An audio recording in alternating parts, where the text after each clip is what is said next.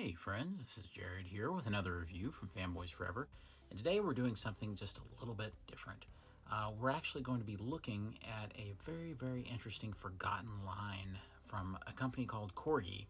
Now, for those who aren't familiar, Corgi kind of made a name for themselves doing licensed cars in the 1960s, 70s, and 80s. This company particularly became famous for their licensed 1966 Adam West Burt Ward Batmobiles, and those became a defining element of the company, and of course are still something that's hotly collected today. And as a result of that line, and they in the early 2000s did a kind of revival of sorts, where instead of focusing on film Batman cars, which of course seem to get kind of all the play, even today, those seem to be the ones that get the biggest releases. Instead of focusing on those, they did the comic book Batman cars with a fairly comprehensive collection. And these aren't in the Hot Wheels scale, like the 152 scale. These are the 143rd scale that I tend to prefer, where the cars can have a little more detail and kind of get some breathing room. So without further ado, let's take a look at two of these cars from a forgotten classic line. Alright friends, so let's start out with the very first Batmobile that started this collection for me, and that was the Corgi 1940's Batmobile. I remember I actually bought this one when these were new on the shelf, and I just have the Jada Batman miniature here for comparison's sake. It isn't something that's included. These are around these days. You've seen these. But you can see that this is a really nice rendition of that classic 1940s Batmobile. The one with the cool kind of bat's head in the front. It's just a really nice car all the way around. And I remember when I saw it, probably in 2006 or so, on the shelf, I was just really taken by how great it was to see an actual comic book Batmobile on the shelf. And particularly, there was an image of Batman and Robin in this Batmobile with Batman and Robin kind of hanging out of the side of it that I always saw when I was a kid, and it always really mesmerized me. So I remember just being excited to get this, and it was just so cool to see an actual comic book Batmobile available. And there's so many good things to talk about with these particular cars that Corgi produced. One of the big selling points of these is that they are almost fully die-cast. So you get a whole lot of heft, and they have a really nice, very pleasant weight to them as you pick them up. Of course, probably for safety restrictions and also maybe for build purposes. The actual fin up here is just a flexible plastic. You would never tell visually, just by looking at it, that it looked too different from the rest of the car. So I actually like that. You can see that they made kind of an unusual choice that they don't really repeat, I don't think, at any point in the line. They could have for a few. You can see me in there. Hello. But you can see that they have a completely mirrored cockpit. Now, with a lot of the cars that they would do later, they wouldn't be mirrored. As a matter of fact, that would be one of the selling points, that you could actually see inside and see all the little details and things. So it's unfortunate that they did that. I have no idea if there's seats in there or what. I would not crack this thing open to find out. But yeah, the wheels roll. They're kind of rubber coated just a little bit, just to where they have a little bit of traction. And each one of these cars had some sort of action feature, which is very impressive because usually that is not the kind of thing you get in a line like this. It almost seems to be inspired by the old original Corgi 1966 Batmobile that they did decades ago, where there was a kind of like a wire cutter would come out of the front. So every one of these has some sort of action feature, and check this out. All you got to do for this one is press it down, and you get a really cool battering ram. And speaking of the battering ram, let's just have a closer look at that. You can see it is just a beautifully sculpted rendition of that original. Some might say that the eyes needed to be painted on the front of that, but I think that probably depends on what source you're looking at. So you can see that there's no extended detail behind that. It's just a black piece that this just comes back up to, and it clicks back in. And I can't emphasize enough what a well-made feature this is, because keep in mind, I've had this now for 15 years or so, and it's just been, a lot of that time was thrown in some pretty rough storage. You can see some nicks on it and things, and certainly not how I would store something like that today. But it's interesting how well it held up over that time. So I have to say, in terms of build quality, durability, the action features, all of that was here, and just a lot of great quality packed into this. Now, there's one more little surprise for these guys, and this is an unbelievable detail, and look at how cool this is. If I turn the car over, you can see that there is a cool sculpted Batman on the back. And not just a generic sculpted Batman that would be on like any of these, but instead they do a different sculpted Batman per car. A sculpted Batman that actually suits the era that the car is from. And very obviously to any fan, you could look at this and see that this is a 40s Batman with a broad chest and the short ears. Of course, no logo. Of course, no circle around the Bat logo. So it is so cool that this is down here to represent Batman himself. And at the bottom, we do get a designation, 1940 BMB V1. So I think that is just absolutely terrific. The 40s Batmobile is, I still think, one of the strongest in this collection. The next Batmobile is one that I actually have in package. And this is just kind of me. The reason it's in package, of course, is because I've just recently had my interest rekindled in this line. They're actually quite affordable on the secondary market, or at least a lot of them are. Some of them do rise in price a little bit, but this one is one of the more affordable ones. It is the 1970s Batmobile. And the cool thing about this packaging is you actually get some comic book artwork of how Batman appeared during this era. You get a little bit of Batman's cape right there. I really like their color choices. I think it really pops. You can see the Bat logo on the side with the designation. And on the back, you get some nice shots and a little explanation of the action feature. We also get a very small write-up with some art. Live the Batman experience with Corgi's new line of, yes, you can read the rest if you'd like. On the side, we just get that. And on the bottom, we get some copyright info. That's right. You can call all the stores and see if they have this item from 15 years ago, right? Should be easy. Let's go ahead and crack open the 70s Batmobile.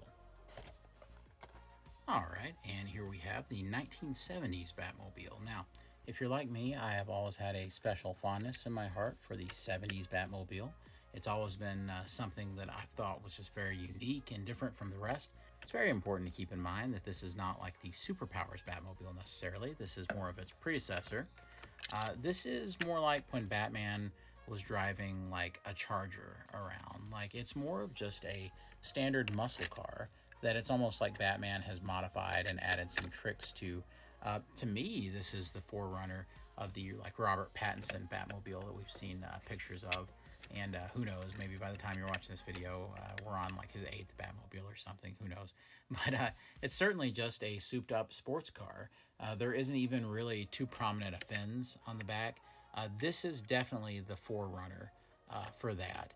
And I've always had a lot of respect for this car. I think it looks, I don't know, I don't want to say comical, but it's certainly very novel when you're reading a Batman comic from this era, when you're looking at some of that Neil Adams art and Batman is just kind of trucking around in like a Corvette.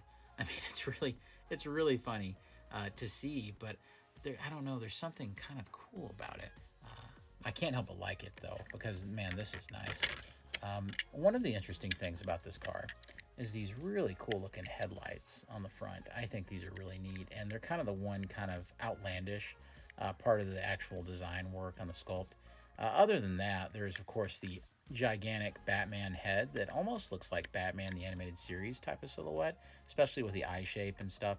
So that's kind of a funny predecessor to that design. We also have some silvery hubcaps, and there's this really lovely, and I'm not even sure if it's coming across right on camera. I think it's sort of coming across. This lovely kind of glitter, kind of sparkle in the paint, just like a lot of those 70 sports cars would actually have. On the back, we have these beautiful taillights that are actually painted, and where the license plate would be, we just have the Bat logo, and we have some tailpipes at the bottom. Just really lovely all the way around. At the bottom, we even get a really cool sculpting of a Neil Adams style of Batman, and we get a designation right there that this is the 1970s Batmobile. Okay, action feature time. This has one of my favorites. Check this out. Look at how cool this is. I think the best angle to do this at would be right here. You press down on the wheels. Look at that. Both doors just pop open, and check it out. We can see all sorts of cool details in here, and it's very hard to actually just show you because of the funny angles you have to get in, but I will certainly do my best.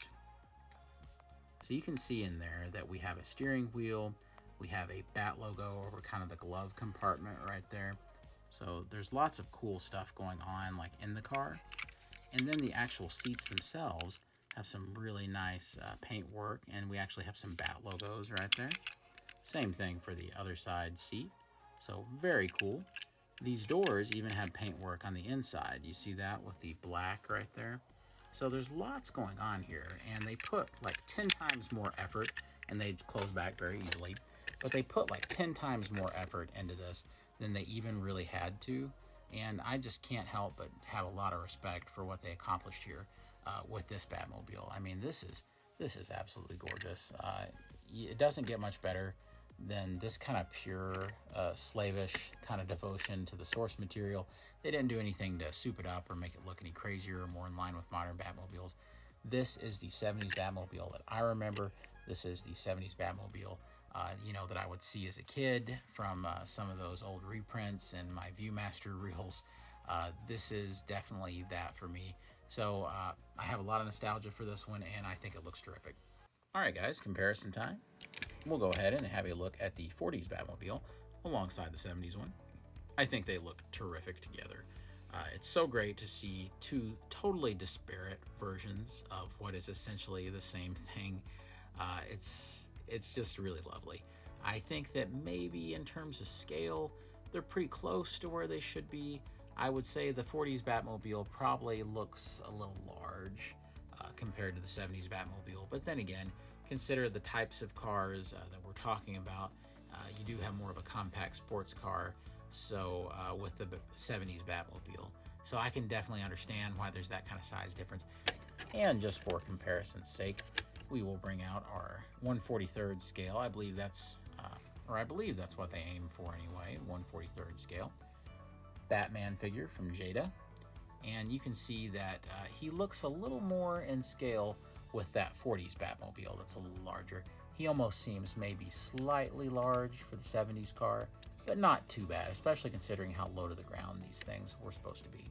There aren't many things that I would consider to be constants in the universe, but I do believe that one of those constants in our reality is that the Batmobile is awesome. And it's awesome in a different way in every single era and mostly every single incarnation that we've seen it in. So as we continue this series, I hope that you'll stick with me as I go through the whole history of Corgi's many, many different Batmobiles. And of course, if the video does well enough and you guys tell me that you'd like to see more, we'll stick with it and we'll try to get every single Corgi Batmobile reviewed. All right, guys, that does it for me. Hope you've enjoyed the video today. Of course, we would appreciate any and all subscribers that we can get.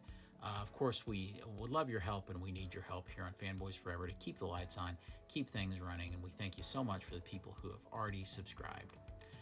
So I know that this line is over, but of course you have another company, Eagle Moss, who's doing 1/43rd scale Batmobiles in their Automobilia series. Is this something that you would like to see other companies tackle? Do you think there's too much representation of the movie cars right now?